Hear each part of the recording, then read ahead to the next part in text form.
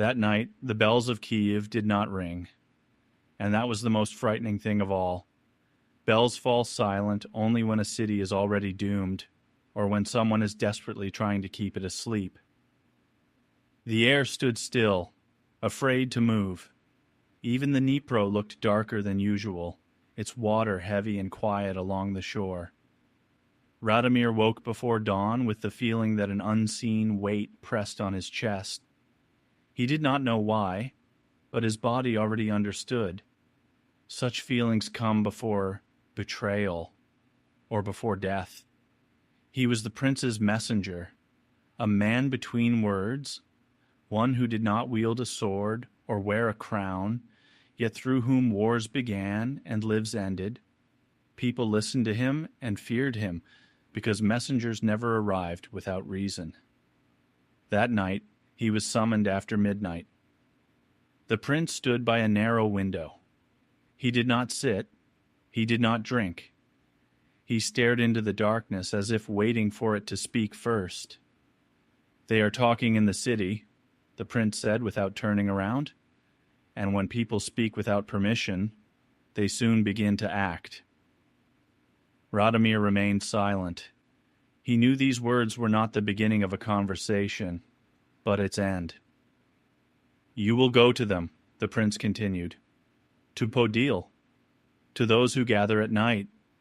Tell them I am listening." "And if they do not believe me?"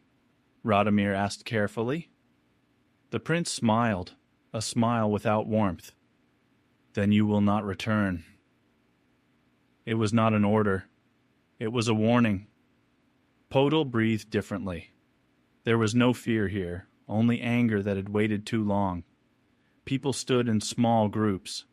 Some held torches, some stones, but most held silence.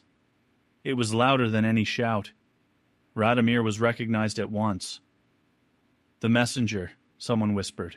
"So the prince finally remembers us." "He wants to hear you," Radomir said. Laughter rippled through the crowd, then quickly died. "We spoke for years," said a man with a dark, exhausted face. "No one listened. Now we do not speak. Now we wait." "For what?" Radomir asked. "For a sign." At that moment, a woman stepped out of the darkness. In her hands, she held a blood-stained piece of cloth. Her voice was calm, terrifyingly calm. "This was my husband," she said. "He died yesterday, not by the sword, by hunger. Tell me, messenger, is it a crime to die quietly?" Radomir had no answer. When he returned to the prince, the city was no longer the same. There was a firmness in the people's words that could not be broken by threats. "They are not rebelling," Radomir said. "They are waiting, and that is worse." "One can wait forever," the prince replied coldly. "I do not have time." The order was brief. By dawn, the gates were to be closed. Anyone left outside was an enemy. Anyone who spoke was an enemy. Anyone who doubted was an enemy. The Druzhina already stood on the walls. Arrows rested on strings. Swords waited for permission. The city hung between a heartbeat and the first scream. Then Radomir saw the woman again. She stood by the gates. No tears, no fear. "Did you deliver his words?" she asked. "Yes." "Then deliver mine." She handed him a small bundle. Inside was a wooden child's toy. "He died before he learned how to speak," she said. "But you still can." When the bells finally rang, it was not a call to prayer. It was a signal. The crowd moved, not running, walking, slowly, inevitably. Radomir stood between the prince and the people, between command and truth. He understood, if he stayed silent now, soon there would be no one left to speak. "Stop!" the prince shouted. No one stopped. Then Radomir did what he had never been taught to do. He spoke for himself. "If blood is spilled today," he said loudly, "it will remain with us forever. Not on our swords, in our memory, and no prince will wash it from these walls."